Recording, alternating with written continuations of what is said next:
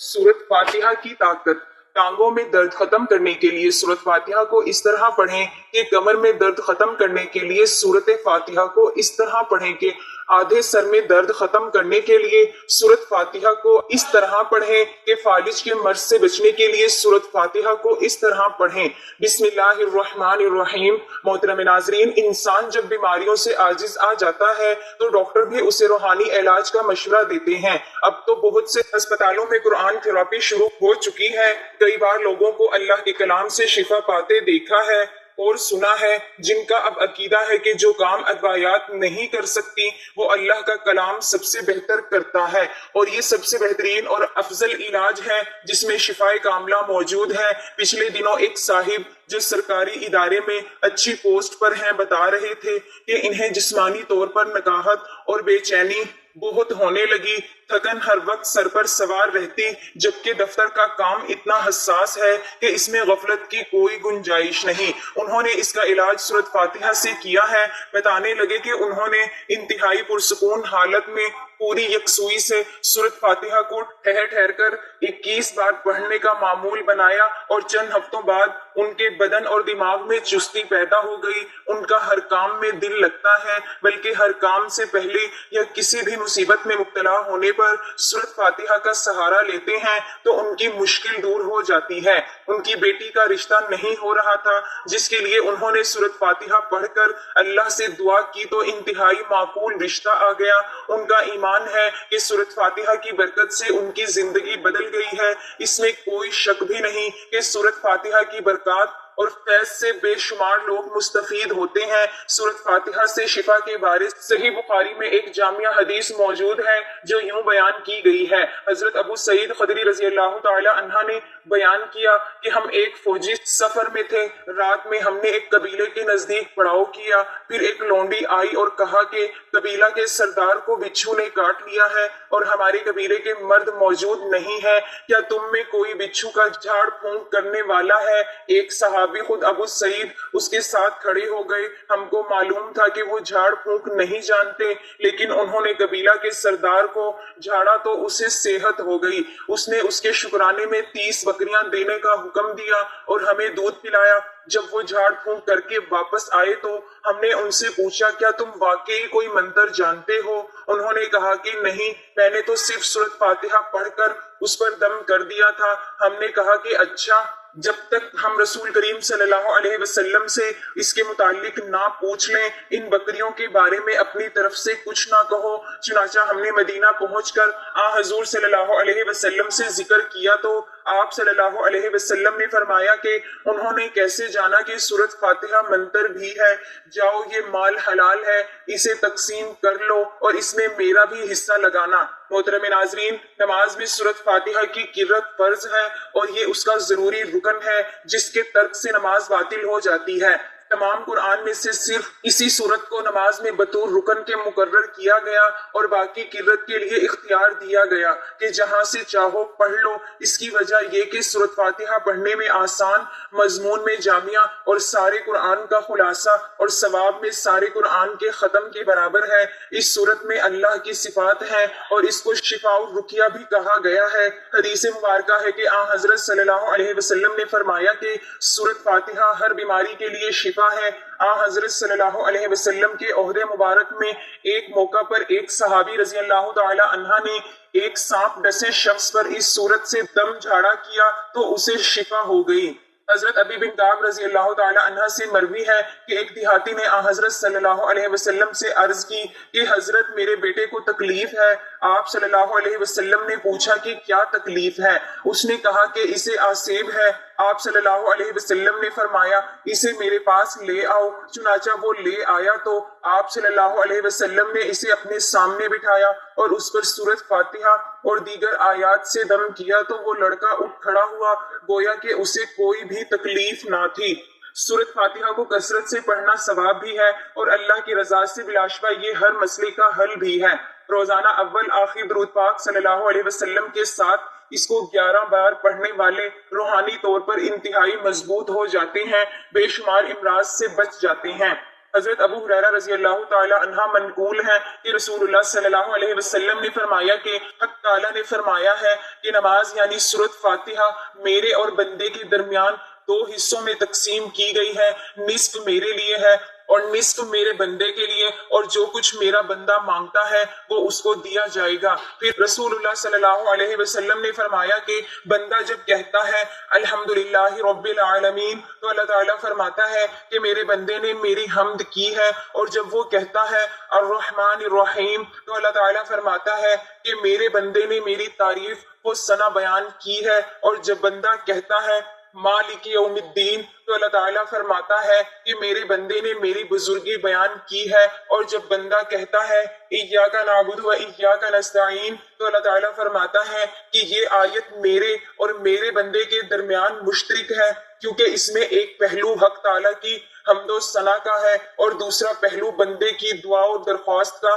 اس کے ساتھ یہ بھی ارشاد ہوا کہ میرے بندے کو وہ چیز ملے گی جو اس نے مانگی۔ پھر جب بندہ کہتا ہے اہدنا الصراط المستقیم تو حق تعالیٰ فرماتا ہے کہ یہ سب میرے بندے کے لیے ہے اور اس کو وہ چیز ملے گی جو اس نے مانگی۔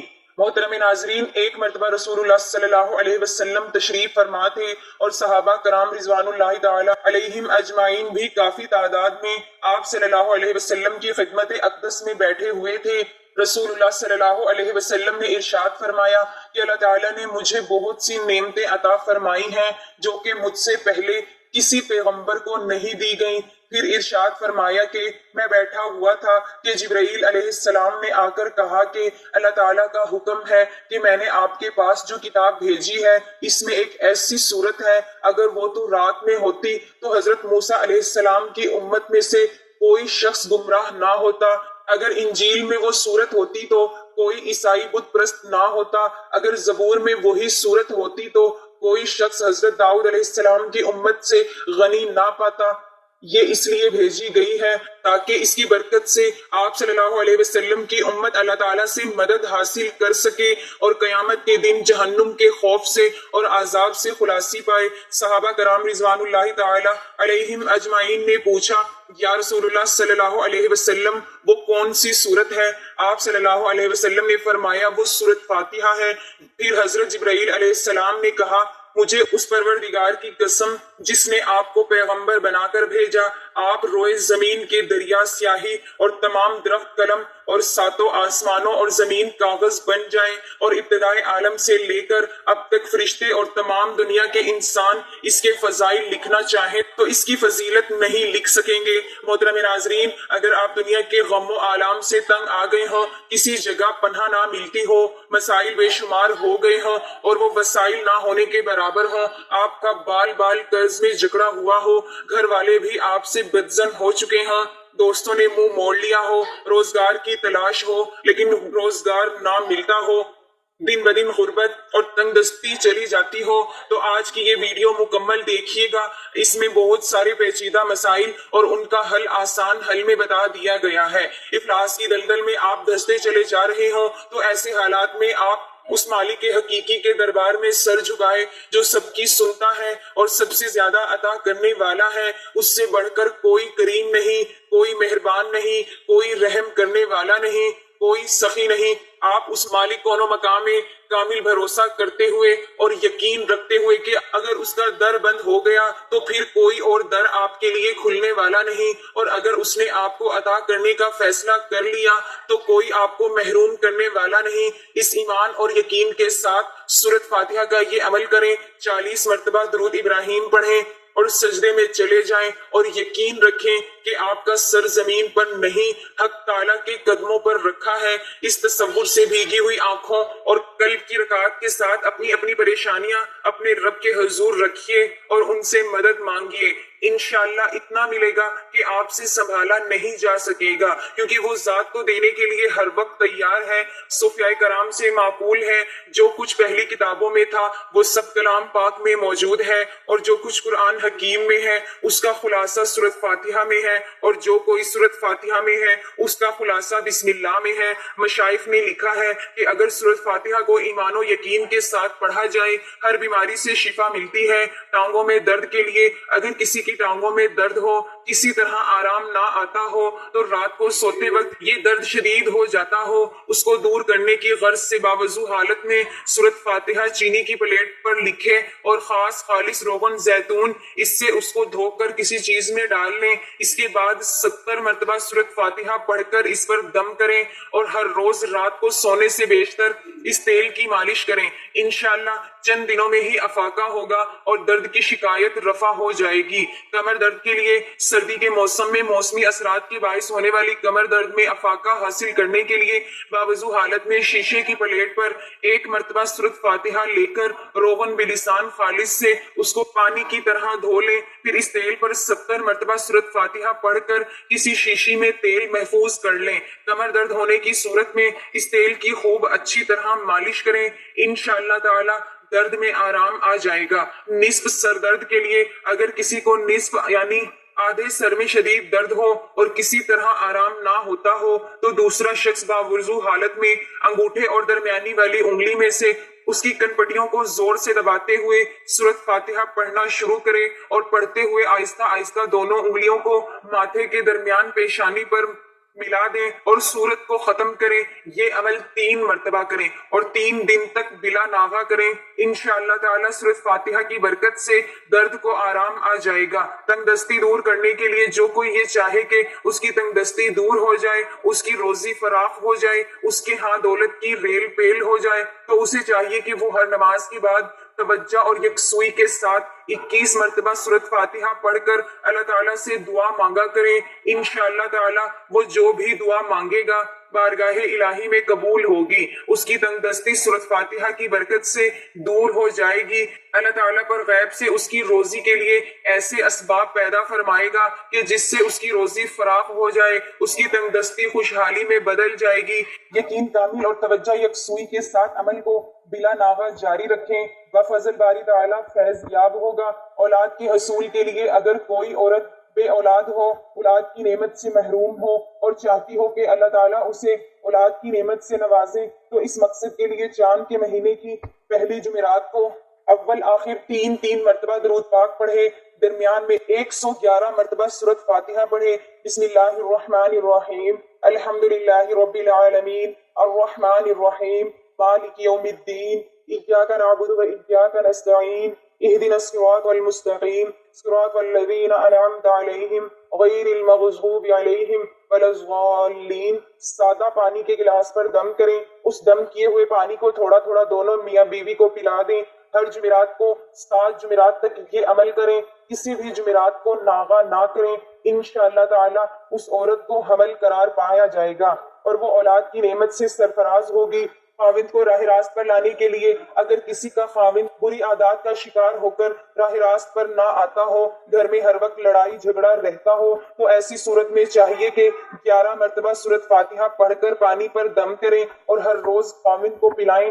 انشاءاللہ تعالی سورۃ فاتحہ کی برکت سے پھٹکا ہوا خاوند راہ راست پر آ جائے گا، اس کی بری عادات چھوٹ جائیں گی اور وہ نیکی کی راہ پر گامزن ہو جائے گا۔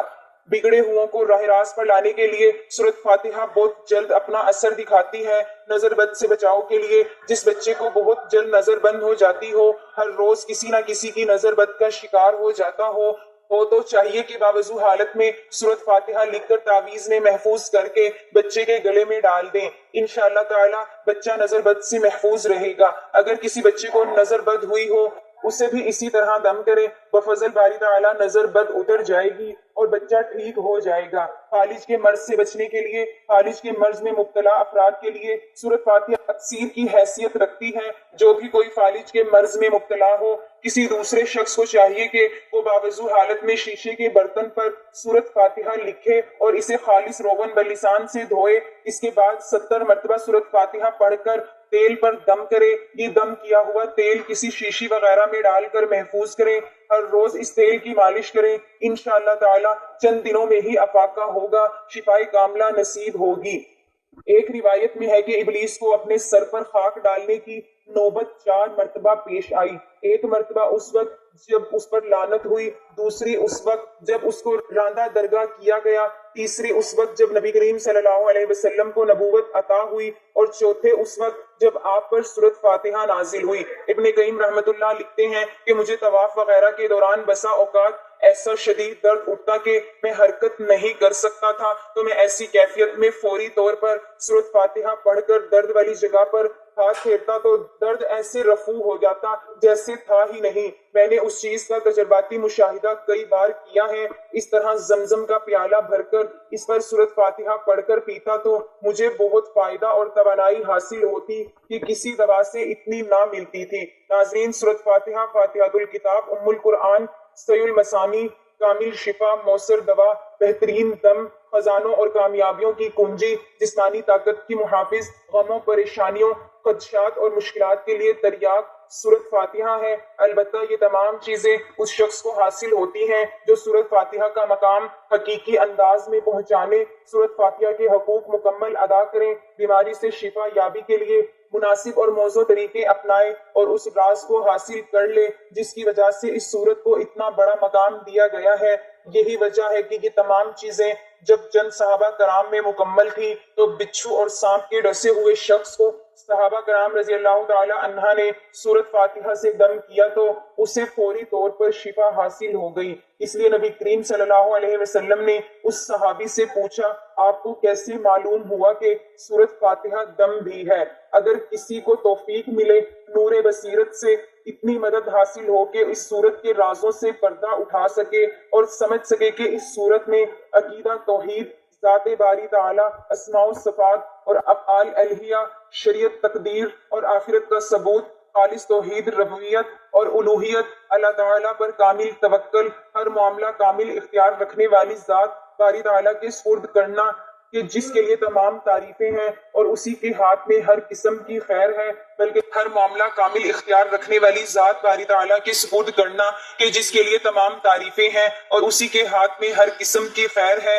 بلکہ تمام معاملات اسی کے سپرد ہیں۔ اس صورت میں دونوں جہانوں میں سعادت کی بنیاد یعنی صرف اللہ تعالیٰ کے سامنے عرض گزاری بھی ہے۔ ہدایت کے مفہوم کو دونوں جہانوں میں حصول فوائد اور نقصانات سے بچاؤ کے لیے کیسے عملی جامہ پہنا سکتے ہیں، اس صورت سے ہمیں یہ بھی پتہ چلتا ہے کہ ہر طرح کی کامل اور مطلق کامیابی اسی ہدایت کے ملنے سے منسلک ہے۔ جسے یہ تمام باتیں معلوم ہو جائیں تو اسے بہت سی ادویات اور دم کی ضرورت نہیں رہتی۔ سورۃ فاتحہ کے ذریعے انسان خیر و برکتوں کے دروازے کھلوا سکتا ہے، نیز اسی سورت کی بدولت شر اور شر کے اسباب سے بچ سکتا ہے۔ ناظرین، ایک بار سورۃ فاتحہ سن لیجئے۔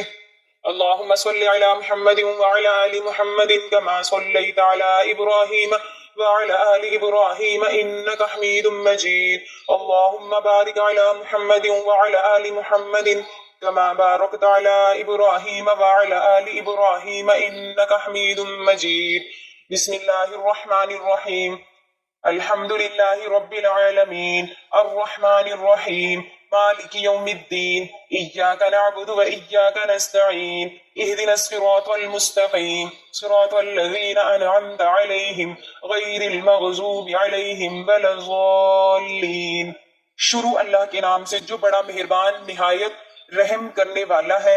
سب تعریفیں اللہ کے لیے ہیں جو سب جہانوں کا پالنے والا ہے، بڑا مہربان نہایت رحم والا، جزا کے دن کا مالک۔ ہم تیری ہی عبادت کرتے ہیں اور تجھ سے ہی مدد مانگتے ہیں۔ ہمیں سیدھا راستہ دکھا، ان لوگوں کو راستہ جن پر تنہیں انعام کیا، نہ کہ جن پر تیرا غضب نازل ہوا اور وہ گمراہ ہوئے۔ سیدنا ابو سعید بن معلہ رضی اللہ تعالی عنہ سے مروی ہے کہ میں نماز پڑھ رہا تھا اور رسول اللہ صلی اللہ علیہ وسلم نے مجھے بلایا، میں نے کوئی جواب نہ دیا۔ جب نماز سے فارغ ہو کر میں رسول اللہ صلی اللہ علیہ وسلم کی خدمت میں حاضر ہوا تو آپ صلی اللہ علیہ وسلم نے فرمایا، اب تک کس کام میں تھے؟ میں نے کہا، یا رسول اللہ صلی اللہ علیہ وسلم، میں نماز میں تھا۔ آپ صلی اللہ علیہ وسلم نے فرمایا، کیا اللہ تعالیٰ کا یہ فرمان تم نے نہیں سنا؟ اے ایمان والو، اللہ کے رسول جب تمہیں پکارے تم جواب دو۔ اچھا سنو، میں تمہیں مسجد سے نکلنے سے پہلے بتلا دوں گا کہ قرآن پاک میں سب سے بڑی سورت کون سی ہے۔ پھر میرا ہاتھ پکڑے ہوئے جب آپ صلی اللہ علیہ وسلم نے مسجد سے جانے کا ارادہ کیا تو میں نے آپ صلی اللہ علیہ وسلم کا وعدہ یاد دلایا۔ آپ صلی اللہ علیہ وسلم نے فرمایا سورۃ الحمدللہ رب العالمین ہے، یہی سبع مثانی ہے اور یہی وہ قرآن عظیم ہے جو مجھ کو دیا گیا ہے۔ اسی طرح یہ روایت صحیح بخاری شریف، ابو داؤد، نسائی اور ابن ماجہ میں بھی دوسری سندوں کے ساتھ ہے۔ قرآن مجید میں اللہ تعالیٰ کا آخری کلام ہے جو نبی اکرم صلی اللہ علیہ وسلم پر نازل ہوا، اور دوسری آسمانی کتابوں کی طرح اس میں کوئی تحریف نہیں ہے۔ ہمارا ایمان ہے کہ آج بھی اسی صورت میں ہمارے پاس موجود ہے جیسے 1400 سال پہلے رسول اکرم صلی اللہ علیہ وسلم پر نازل ہوا۔